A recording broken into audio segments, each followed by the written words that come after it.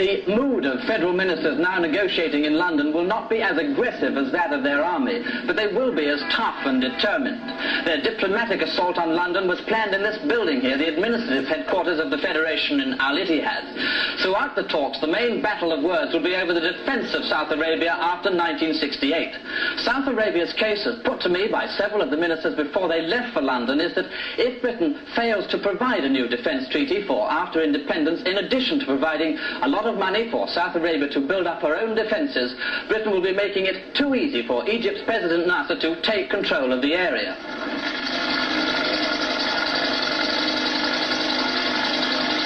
Aden alone will lose about £16 million a year from Britain's withdrawal.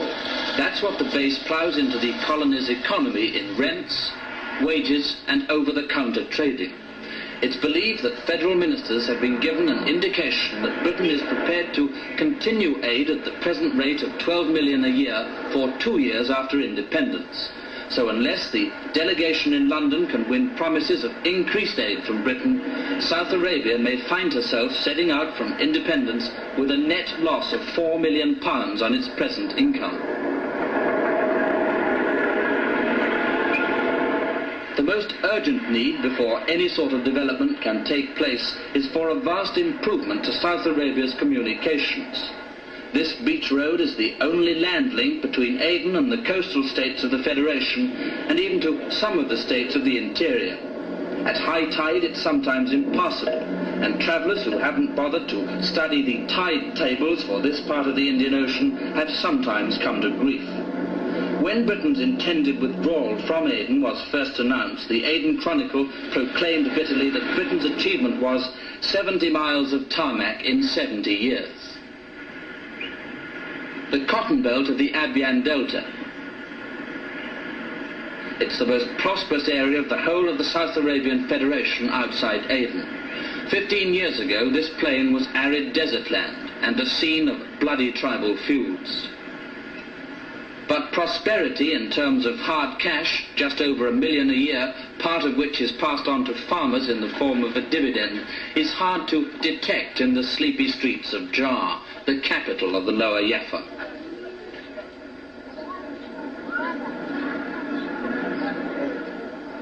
The cotton crop from the 50,000 acres now under cultivation is top quality. It's considered to be as good as the Sudan's and better than Egypt's.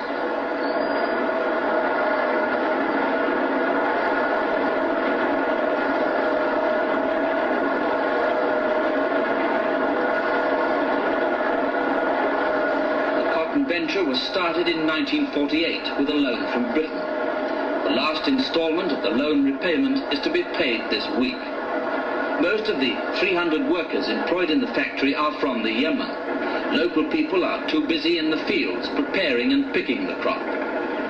The size of the crop depends on the floods. There is no rainfall. With funds to provide modern methods of irrigation and guarantee water supplies, the expansion of the cotton industry could play a key role in South Arabia's development.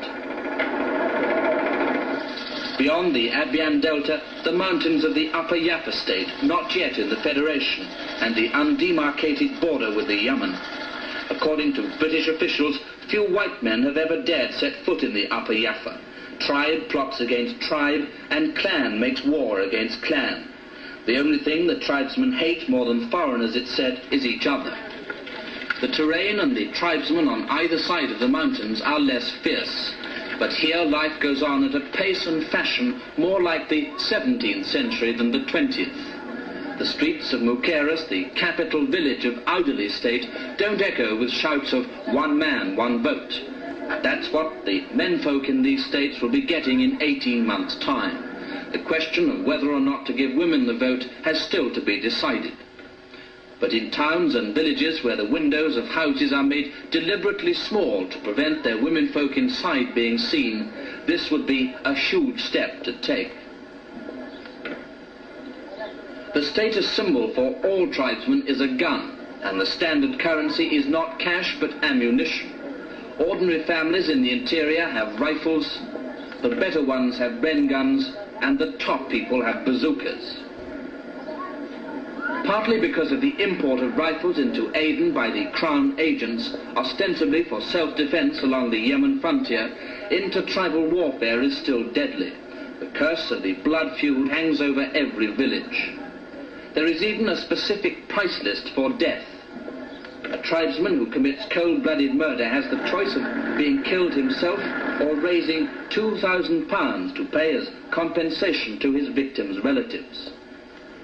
Because farming in the interior is mostly of a subsistence nature, farmers only toil when they have to. In most of the states of the Federation, the system of farming is still essentially feudal. The ruling families own most of the farming land. The villagers have to pay for their plots either in cash or with part of their produce. The feudal system is the chief target of attack by Arab socialists. They point to it as proof of their accusations that ruling families are exploiting the masses. British officials in South Arabia counter with the argument that the system works and that the traditional rulers enjoy the support of the majority of the people. But even the most optimistic officials won't estimate the chances of this traditional way of life surviving a possible overdose of Cairo-inspired revolutionary medicine. A more immediate threat to farmers is an appalling shortage of water. When they draw water from the wells, they have to hump it on their backs, sometimes by mule if they're lucky, to their fields, a distance for some of them of several miles. When we were in Mukeras, we saw the dynamiting of the last section of a new well.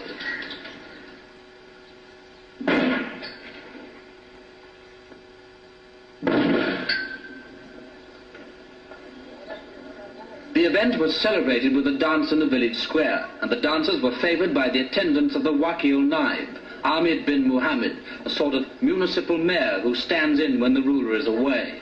The Wakil Naib arrived looking as though he was going to a fancy dress party, disguised perhaps as a portable armoury.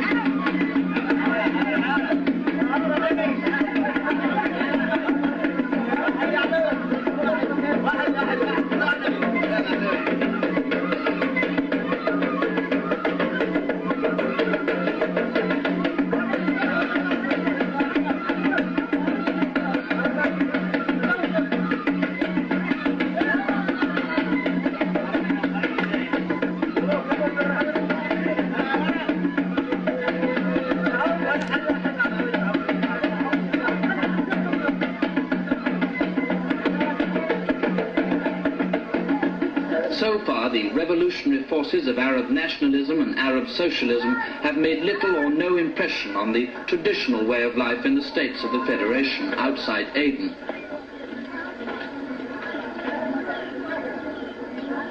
But in the marketplace of this village near Dala, a warning perhaps that two totally opposite philosophies may be about to clash head-on. On a consignment of tins of solid brilliantine, the presence of Gamal Abdel Nasser, President of the United Arab Republic. One man who has no doubts about President Nasser's intentions in South Arabia is Sir Richard Turnbull, the British High Commissioner in Aden. Well, I'm not one of the pundits of the Foreign Office, and so maybe I don't have the full picture. But Nasser certainly a great menace to South Arabia. And there's not the slightest doubt that if we went away, he would like to dominate the place. Whether he would produce a physical Egyptian presence, I don't know.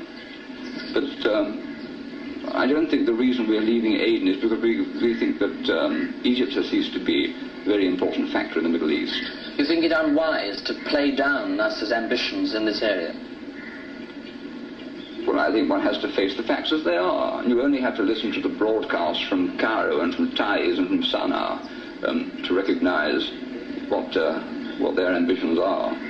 They say openly that it is their desire to drive these horrible imperialists into the sea and to remove, not only to remove all vestiges of colonialism and so on from the country, but to make it extremely difficult for us to continue to operate here. and to leave the place in a stable, economically viable condition. If I could ask you finally, Sir Richard, what do you think in your own mind his ambitions are for Saudi Arabia? I shall end up in the Tower of London if I pursue this course too far.